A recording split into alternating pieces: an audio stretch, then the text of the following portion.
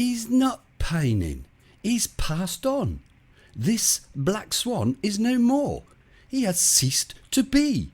He's expired and gone to meet his maker. He's a stiff, bereft of life. He rests in peace.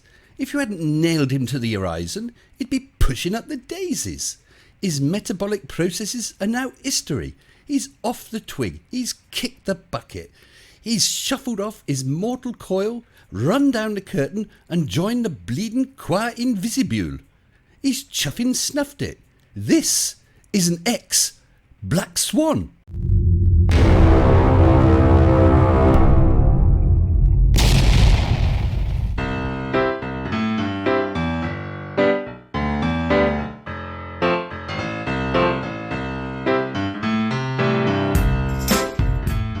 Hello, welcome back. I'm Mr. Sensible. Well, as expected, the Flerfs have got all in a kerfuffle over my Black Swan busting refraction experiment. Well, we can't have that. So I decided to run the experiment again, and I put out an appeal for funding. Step forward, my wonderful patrons. I massively appreciate the support of all my patrons, including new patrons Claire Johnson, Mr. Victory, Brian A. Shannon, Pi Parrott, Gunnar Olsen, Sean White and Mark Edwards, and my very latest patrons Eric Hare and Timo. Thank you all so very, very much. So yes, there were lots of flirty comments on the experiment and the experiment breakdown videos, but two people went a step further. Mr. Sleeping Warrior and Mr. Nathan Shouty Oakley. They both did debunk videos. What we'll do first is have a very quick look at the original experiment, and then we'll see what their problem is with my experiment. And after that, we will bust their arses. There'll be a link to this experiment video in the description. As you can see, I've got a ball with a tin tack stuck on it and a second tin tack over by the window with a little paper flag so it's easy to see. The tin tack on the ball is placed near the purplish area, although there is yellow in between. The idea of the tin tack was just something to in effect measure against, so you could see the movement of the horizon against.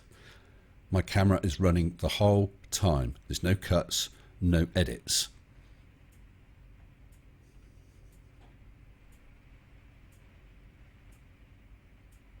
So when we're set up, I bring a lens which acts by refraction and pass it in between the camera and the ball. And if you have a look at the main picture, the tin tack with a horizon appears just behind it, you will see that horizon move. That was the whole point of the experiment. It will loom the horizon, and there you can see a bit of yellow and the purple or blue behind it. That was what it was all about. That's what busted them, and that's what they don't like, which is why they've done debunk videos, which we'll have a look at in just a second. Oakley and Sleepy, I hope you like humble pie Black Swan flavour. First of all, in the blue corner, we have Mr. Sleeping Warrior. Go ahead, Tony.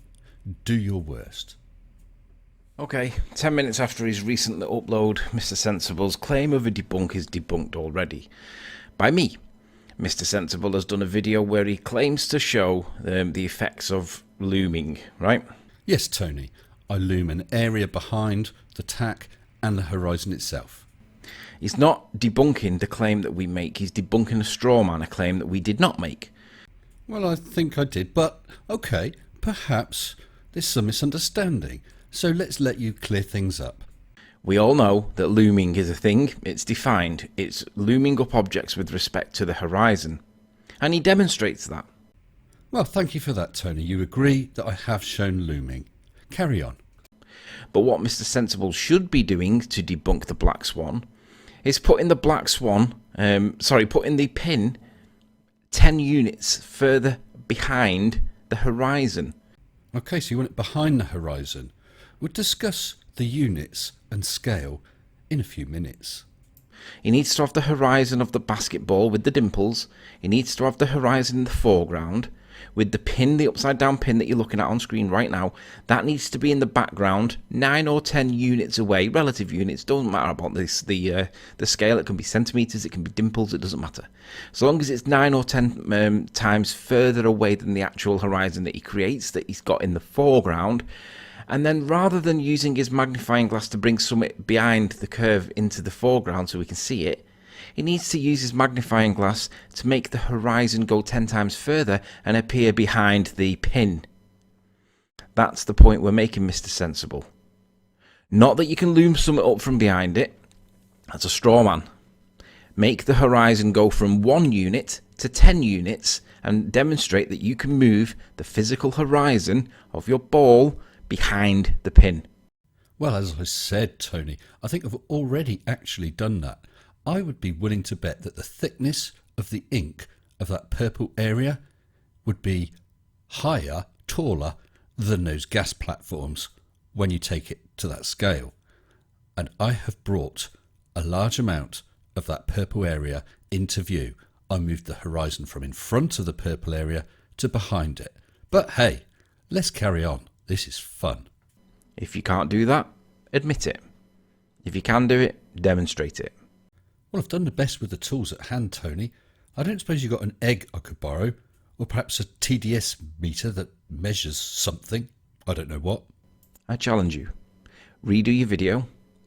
Get that horizon to appear behind the pin when the pin is 9 or 10 units further back than the horizon in the foreground. If you can't, admit that you can't. Welcome to Flat Earth. Okay, Anthony, that's the challenge. To move the horizon from in front of the object where it's partially obscuring it to some distance behind the object. As I said, we will go through units in a little while. First, I think we need to hear from Mr. Nathan Oakley because he has an objection to my demonstration. Black Swan killer.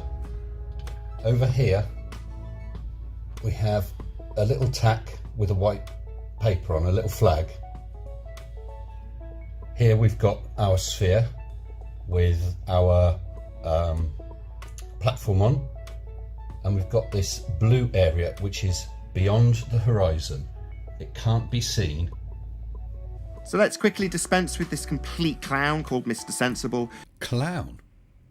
That took you about 2 seconds to do an ad hom. Let's see who's the clown. Who clearly hasn't understood the Black Swan argument and has made a false analogy by this example. So in the video he claims that this tack is analogous to the oil platforms in the Black Swan imagery, giving us a demarcation point for the distance to horizon. Yes, a demarcation point. Something to measure against as you see things moving. That's all. Now he's starting his example with the horizon behind the tack. Now in the imagery, the reason the Black Swan debunks the globe is because the geometric certitude a sphere would offer would place that horizon starting behind in his example in front of the tack. You've already acknowledged that I'm using it for demarcation, so it makes no odds. It's the horizon and the area beyond the tack I was interested in. But hey, this is your debunk. His demonstration should be showing the horizon that's physically obscuring the tack, moving by way of a geometric impossibility to no longer obscure it and appear behind it. Refracted shout-outs to the complete clown known as Mr. Sensible. So Oakley and Sleepy both pretty much have the same issue with the demonstration. They want that horizon to be in front of the object to start with, partly obscuring it, and then for me to be able to refract it so it's behind the object. We will run that experiment. First, let's quickly talk about scale. First, the tack. It's 20 millimeters long. The base is approximately 5 millimeters wide, and the base is approximately 1 millimeter tall. Here's our sphere, so you get a general idea of the size. I don't have a tape measure to hand, so let's be really, really generous and say the circumference is 1 meter around, which is way more than it actually is. Now for some numbers. We're assuming that our sphere is 1 meter circumference. We've measured the tower already in millimeters. So converted to meters, that's 0.001, height of the base, 0.005, the width of the base, and 0.02 metres for the height of the tower. The circumference of the Earth is about 40 million metres. It's actually more than that, so we're rounding down. So again, we're being generous. So let's scale up the height of our tower. 0.001 metres, scaled up to Earth size, or sphere size, is 40,000 metres. The width of the base, 200,000. The height of the tower, 800,000 metres tall. So how can we convert that into kilometres? Anyone? I don't know. How do you convert metres into kilometres? No, not you, Oakley. You haven't got the faintest idea. That's right, Riley. We divide it by 1,000. So if you have a metre and I divide that metre by 1,000, you don't think that would give you millimetres? Shut up, Oakley. Everybody knows that you can't unit. You just said you divide metres by 1,000 to get kilometres. So you're saying I divide something that is 1 metre long by 1,000 and that will come out to a kilometre value. Nathan, it sounds like you are quite literally retarded. Oh dear. Let's carry on.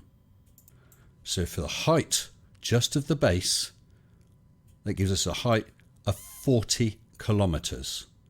The width of the base, 200 kilometres, and the height of that tower, 800 kilometres tall.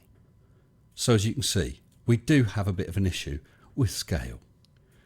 Now, Tony, you suggested we look to loom a horizon of 10 dimples, I think. Let's have a quick look at that.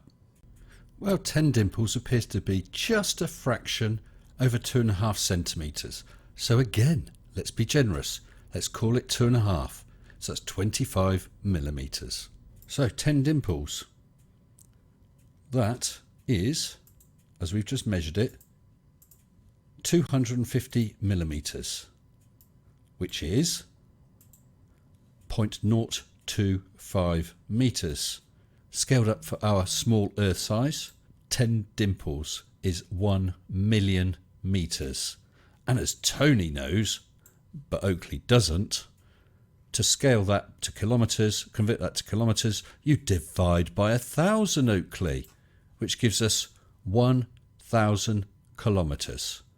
I don't think that anyone, even a Flerf, can imagine seeing 1,000 kilometres. So we ain't going to be looking 10 dimples past the tower. So instead of that giant tack, I chose another object. This is a cigarette lighter flint, and as you can see, it's 4 mil long. So let's just plug in the figures for the Flint Tower. We had a height of 4 millimetres, which is 0.004 metres, which equals 160,000 metres tall, scaled up. Oh, Oakley, stop bloody sulking. You're wrong. You divide by 1,000. So there we go, 160,000 metres divided by 1,000. That little Flint Tower will be 160 kilometres tall. But to be honest, it's the smallest thing that I've got to hand. So what you've got to bear in mind is we're not going to hide half of that or even a quarter of that behind the horizon without it being massively past that horizon. We're only going to be able to hide the tiniest amount of it. Well, let's get to it. Roll VT. Okay, Black Swan number 2. So instead of the tack, we've got a cigarette lighter flint stuck on there. And as you can see on the main picture, you can see a little lump of the sticky pad next to the flint. But there's nothing in between because the horizon is in front. So what we'll do is we'll bring in our refraction and see what happens. So where are we? Oh, here we go. Sorry, there we go. So there's the flint and a little lump of sticky pad with only horizon showing in between because it's obscuring it. And then when we apply the refraction, lo and behold, we've got horizon beyond it. Here's a close-up of the Flint just beyond the horizon with a sticky pad lump sticking up and nothing in between. Compare with the Flint afterwards. To the left of it you can see horizon part way up it. To the right of it and between it and the lump of glue you can see horizon clearly lifted. So Mr. Anthony Sleeping Warrior Riley, Mr. Nathan Oakley, your challenge has been met. That horizon was in front of the tower and I loomed it behind the tower. Your Black Swan has been shot, plucked, stuffed, barbecued, served, eaten, and you've gone back for seconds when all there is a rotting corpse. I suggest you don't tuck in any further. Who looks like a clown now, Oakley? See you all next time. Stay sensible. Shut up and sit down.